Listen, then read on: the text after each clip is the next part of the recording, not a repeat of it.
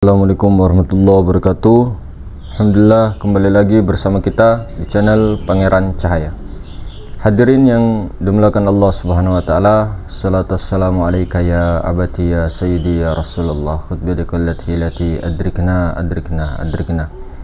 Hadirin yang dimuliakan Allah Subhanahu wa taala, jadi kita akan menjawab pertanyaan saudara kita. Mas, bukankah Allah Subhanahu wa taala itu sangat dekat? Lalu mengapa kita ini disuruh untuk mendekatkan lagi kepada Allah Subhanahu wa taala? Padahal kita tahu bahwa Allah itu sangat dekat. Bahkan dekatnya itu tak tersentuh, jauhnya tak berjarak. Artinya tidak ada di 8 arah, namun sangat dekat. Karena bukankah kita ini ada di dalamnya Allah Subhanahu wa taala? Dimanapun kita menghadap, di situ ada wajah Allah, di situ ada zat Allah yang kekal. Lalu mengapa kita masih disuruh untuk taqarruban ilallah, mendekatkan diri kepada Allah, masih disuruh untuk menghubungkan diri kepada Allah, padahal kita ini kan hakikatnya di dalamnya Allah. Mau ingat tidak ingat, berjalan saja. Nah, hadirin yang dimuliakan Allah Subhanahu wa taala, begini sebenarnya.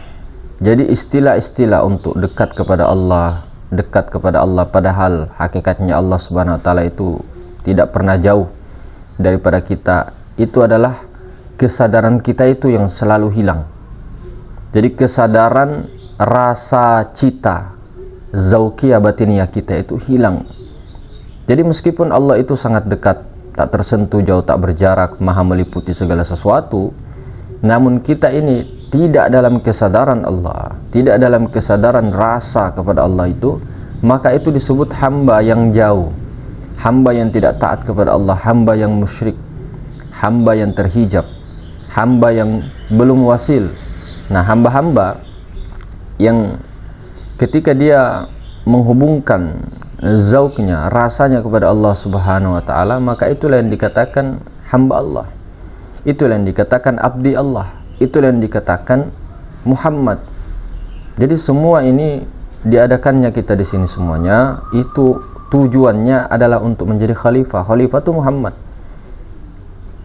Nah, makanya ada contoh-contohnya 124.000 nabi, 124.000 wali-wali Allah Subhanahu wa taala, pewaris-pewaris wali, semuanya itu akan tetap ada. Itu semua adalah contoh-contoh para khalifah-khalifah seperti para nabi. Nah, itu semua Muhammad yang telah dizahirkan Allah Subhanahu wa taala untuk diikuti. Itulah contohnya Muhammad, khalifah. Ya, semuanya kalau kita berbicara secara hakikat itu mazhar kenyataan Nur Muhammad. Yang Adam semuanya ini, Adam Hawa semuanya itu mazhar kenyataan Nur Muhammad. Sama juga dengan tadi ketika kita mengatakan bahwa Allah itu sangat dekat. Namun ketika kita ini tidak kembali menghubungkan rasa terhubung kepada Allah, maka itu dikatakan jauh. Maka apa penyebab faktor-faktornya? Itu dikarenakan kita masih banyak terhijab di alam bawah. Maka ada mengatakan kalau di kita di jalur Thariqatul Muhammadiyah, afdhalu dzikri fa'alam annahu la ilaha illallah. Sebaik-baik zikir itu adalah, yang utama itu adalah la ilaha illallah. Namun bukan hanya diucapkan saja, betul-betul pakai zauq, rasa cita batiniah tadi, dan terhubung ketika mengucapkan itu. Nah, faktor-faktor kesalahan terbesar pada saat ini, kita mengucapkan la ilaha illallah hambar, seperti makan sayur tanpa garam, tanpa micin dan sebagainya, hambar. Karena tidak ada ilmu ma'rifat ilmu, tidak ada teori ilmu ma'rifat. Nah, kemudian ketika sudah teori ilmu ma'rifat, tidak ada jalan muraqabah, tidak ada jalan musyahadah, tidak ada jalan itu khalwat dan sebagainya. Nah, kita malah sudah merasa puas dengan kajian ilmu ma'rifat, ilmu tauhid, padahal itu ilmu teori. Nah, nanti amal ma'rifatnya ada di syariat, di tarekat syariat itu penyempurnanya. Nah, keduanya ini tetap selalu terhubung. Maka itulah tadi, hadirin dimuliakan Allah Subhanahu wa taala, Allah itu tidak jauh, betul-betul tidak jauh. Kan sudah semua tahu bahwa Maha Suci meliputi segala sesuatu. Dia tidak di depan, tidak di belakang, tidak di dalam, tidak di luar, dan sebagainya. Karena kalau dikatakan ditunjuk di depan salah, tunjuk di belakang salah, kena hukum dia. Jadi dengan apa? Dengan rasa, dengan zauk itu meleburlah kepada Maha Ruang, Maha Suci itu. Nah, baru diam-diamnya di situ. Itulah yang sebenarnya Allah Ta'ala. Maka disinilah dengan kelupaan kita secara asbab ya, secara sebab-sebabnya itu karena kita itu jarang muraqabah, jarang mendekatkan diri kepada Allah melalui apa-apa yang telah diperintahkan oleh Rasul-Rasulnya, termasuk zikir, khalwat, uzlah, mendirikan sholat, ibadah-ibadah lainnya. Prakteknya kan di situ. Nah, jadi termasuk la ilaha illallah. La ilaha illallah itu adalah zikir paling utama. Kenapa? Ketika mengucapkan la ilaha illallah, betul-betul la ilaha itu ilah itu tidak ada sesuatu yang nampak ketika mengucapkan itu la ilaha, hilang semuanya.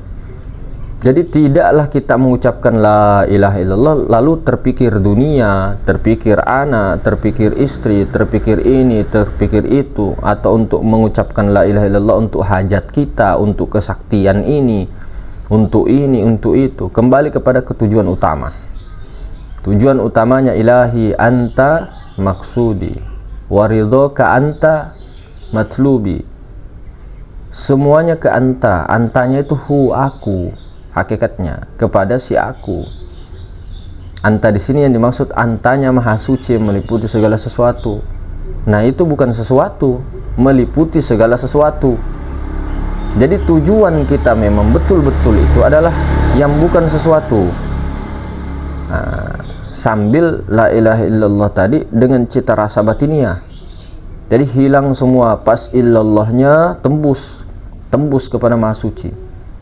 Jadi tujuannya memang itu adalah untuk peleburan semuanya. Kita ini banyak berbeda paham, berbeda pendapat, ikhtilafiyah dan sebagainya itu di syariat, di ilmu syariat, di fikih itu banyak. Ilmu tasawuf pun masih banyak perbedaan pendapat. Kalau di tauhid tidak ada, sebenarnya tidak ada.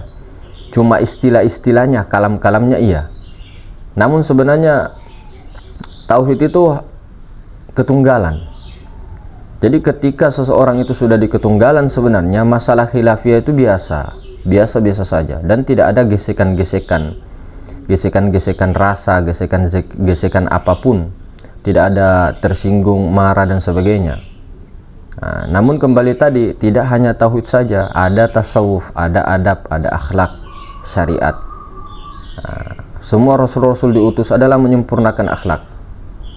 Nah, mengenal Allah untuk menjadi khalifah dan menyempurnakan akhlak sebagai rahmatan lil alamin nantinya.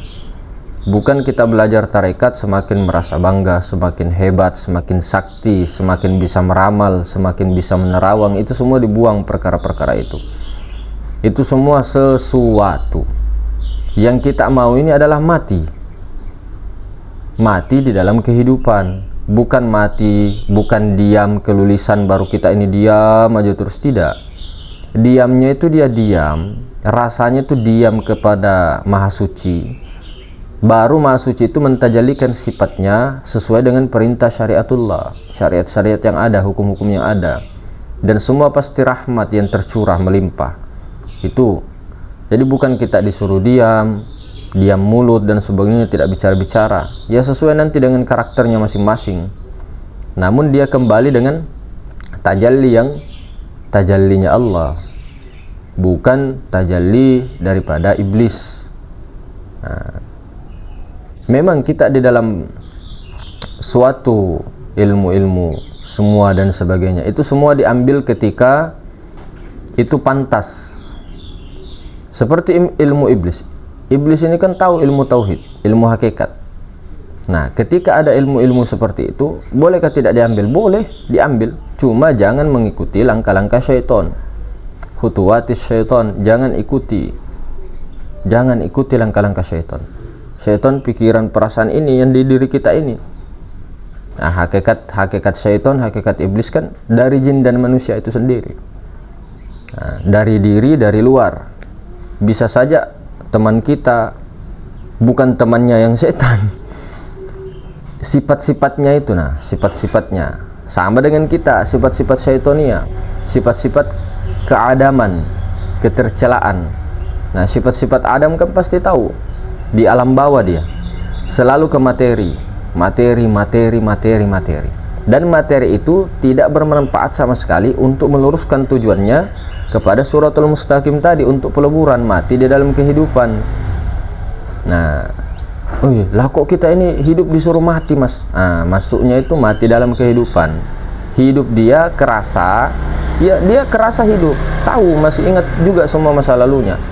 Namun dia sudah terganti, tubadil, semua sifat-sifat tercela yang ada pada dirinya, semua sifat-sifat gibah, iri, dengki, binatang, rakus, dan semuanya itu akan terkikis sedikit demi sedikit kalau peleburannya memang diistiqomahkan.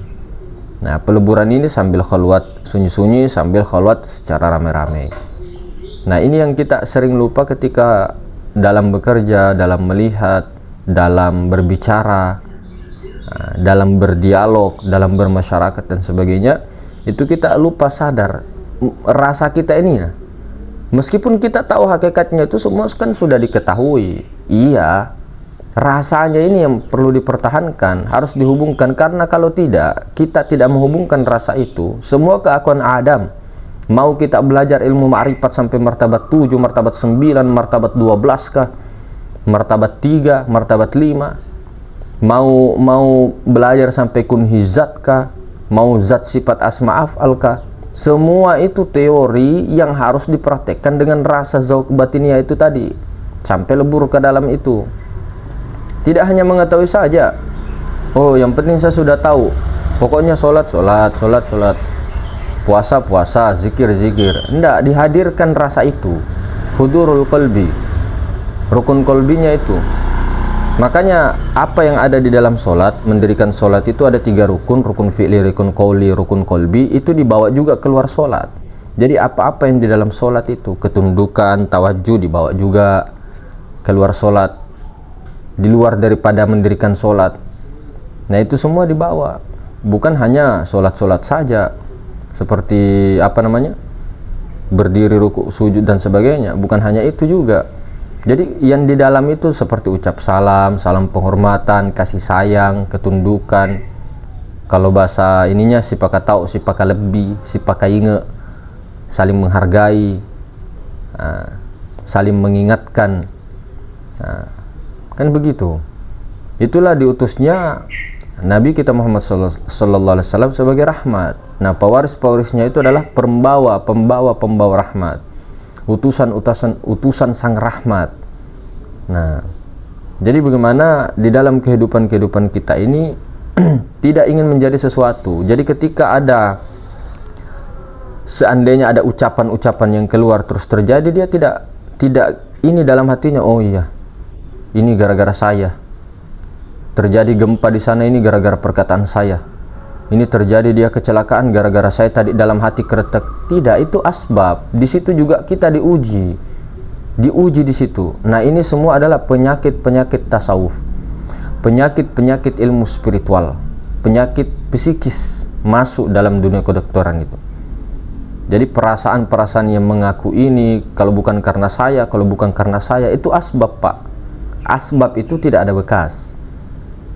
Kalaupun terjadi itunya, itu langsung kembali kepada Allah. Bukan kita itu ketika sudah mengatakan begini begitu, ada perasaan bahwa oh gara-gara saya, cepat-cepat istighfar. Karena tujuan memang akhir kita tadi kembali lagi, bukan kepada sesuatu. Jadi kita luruskan lagi ikhlasun niyah, ya, ikhlasun niyah, tasyun niyah adalah memperbaiki, meluruskan lagi niat. Nah, harus ada niat. Niat itu bukan hanya di lafaz, itu syariatnya, hakikatnya itu niat itu tidak berlapas, tidak berhuruf, tidak bersuara. Kehendak. Supaya menjadi kehendaknya Allah dengan rasa. Kalau kehendak kita saja mau minum, ya, misal ini minum, jelas-jelas di hukum fikih itu dilarang kami minum, tidak. Tapi di ilmu tasawuf, ketika kita minum tanpa dengan rasa Allah, maka itu hawa nafsu, meskipun sedikit. Ini beda ya, ini beda ya. Jadi di kalangan orang-orang yang telah salik dan sebagainya, orang-orang wasilin itu beda. Orang-orang tauhid khawas sama khawasul khawas itu beda. Jadi jangan lagi seperti kemarin-kemarin, minum saja, merokok saja tanpa rasa. Nah, itu dihadirkan dulu. Misal kalau mau minum, lihat dulu minum. Jangan langsung kita minum saja begitu saja, tidak. Hanya bermodalkan bismillahirrahmanirrahim, tidak. Dipandang dulu.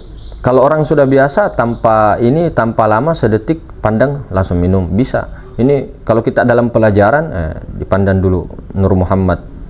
Nah, baru ada kehendak mau minum, minum. Mau makan, ada ini kehendak, lapar saya, ada tanda-tandanya. Saya mau makan ini. Diam dulu. Leburkan dulu. Baru kalau ada kehendak makan, makanlah di situ. Itulah perintah-perintah Allah yang dikalamkan melalui sir tembus ke nurani. Itu yang diikuti. Jadi apa-apa yang dilakukan itu makanya disuruh bismillahirrahmanirrahim, atas nama Allah yang Maha Pengasih lagi Maha Penyayang. Bismillahirrahmanirrahim, atas nama, bukan hanya mengucapkan bismillah, basmalah, tapi tidak dengan rasa Allah. Nah, itu yang kita selalu teledor. Nah, di sini mari kita kembali lagi, saudara-saudaraku semua. Saya mengingatkan diri saya pribadi. Jadi semua kita bukan menuju kepada sesuatu, tapi yang bukan sesuatu. Nah, di situ terserah nanti maukah dikasih ini, kah dikasih itu, kah dikasih itu. Sudah melebur. Orang sudah melebur itu tidak ada lagi dia tertahan di rasa-rasa kemakhlukannya, keadamannya, rasa-rasa kehambaan itu. Ya, dia sudah rasanya Allah.